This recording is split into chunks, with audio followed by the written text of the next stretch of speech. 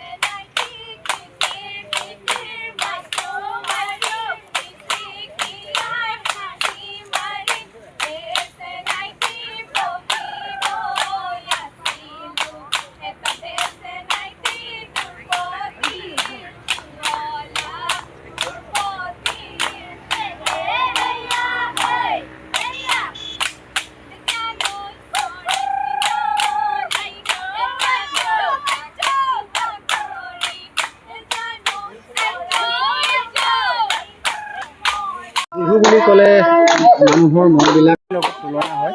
তেনে ক্ষেত্ৰত দেখিব পৰিছে দিকম নাহৰ চুকত মটক জনগোষ্ঠীয়ে গছ তলৰ বিহু পৰিৱেশন কৰিছে, কি ক'ব লাগে? হয়, প্ৰথমে মই সমূহ অসমবাসী ৰাইজক ৰঙালী বিহু শুভেচ্ছা যাচিছোঁ।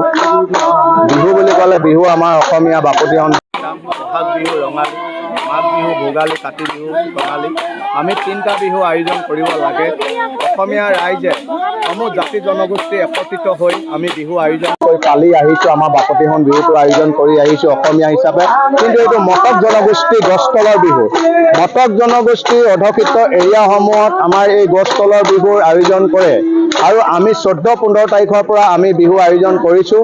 14 তাৰিখে আমি পুৱা ভাগত গৰখীয়া লৰাই আমি যি গৰুক মাহ হালধি পুৱা ভাগতে আমি গাত ঘঁহি আমি নামঘৰ বা বৰঘৰত আমি গোসাঁই ঘৰত হুঁচৰি আৰম্ভ কৰি প্ৰতি ঘৰ মানুহৰ ঘৰতে আমি হুঁচৰি গাই আছোঁ। এতিয়া আমাৰ হুঁচৰি চলি আছে প্ৰতিটো ঘৰে ঘৰে, আমাৰ হুঁচৰি শেষ হোৱা নাই।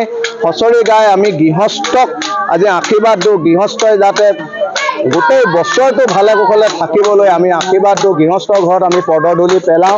ঠিক তেনেদৰে গছ তলৰ বিহু 15 তাৰিখৰ পৰা আজি গাভৰুসকলে আৰম্ভ কৰিছে। তেখেতলোকে এজা বৰগছৰ তলত এনেকুৱা বিহু আয়োজন কৰে। এই বিহুখন প্ৰায় আমাৰ বিজুগীয়া হিচাপত আমাৰ হ'ব 13 দিন, 15 দিন, 17 দিন, 23 দিন, 27 দিন এনেকুৱাত আমাৰ বিহুখন শেষ হ'ব। আমাৰ এই গছ তলৰ বিহু হুঁচৰিৰ লগত গাঁৱৰ ডেকা গাভৰুৰ লগত আমাৰ সম্পৰ্ক আছে।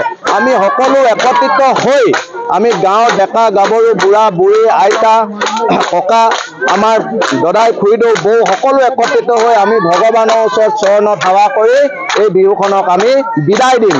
আমাৰ এই বিহুৰ লগত আমাৰ কৃষকৰ লগত জড়িত হৈ আছে, প্ৰকৃতিৰ লগত জড়িত হৈ আছে, আমাৰ খেতিৰ লগত জড়িত হৈ আছে। আমাৰ এটা কথা কয়, যেতিয়া আমাৰ নাহৰ ফুলে আমাৰ মনত আনন্দ লাগে, নাহৰে আমাৰ বিহুক আদৰে।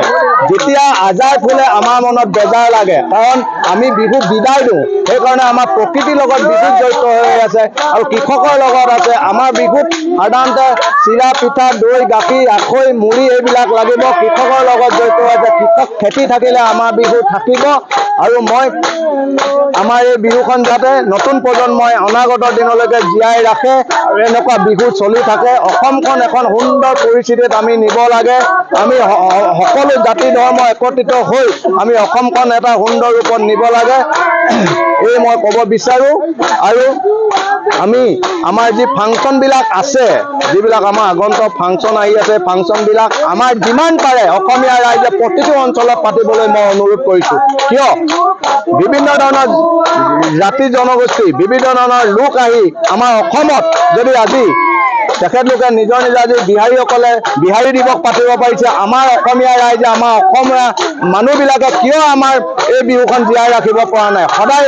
সদায় ফাংচন বা এনেকুৱা বিহু পাতিব লাগে আৰু প্ৰতিটো অঞ্চলত প্ৰতিটো গাঁৱত যিমান পাৰে পাতিব লাগে। আমি মটকযোৰ ছাত্ৰ সন্মিলনে সদায় সহায় আগবঢ়াই যাম। আৰু আমি এইদৰে যুৱতীসকলে প্ৰায় 13 দিনীয়াকৈ আমি এখন ইয়াত গছতলত আমি বিহু মাৰিছোঁ। আৰু এই বিহুখনিত আমাৰ গাঁৱৰ সকলোখিনি ছোৱালী ওলাই আহিছে, যাতে সকলোৱে মিলিজুলি এইখন বিহু মাৰোঁ আমি সুন্দৰকৈ।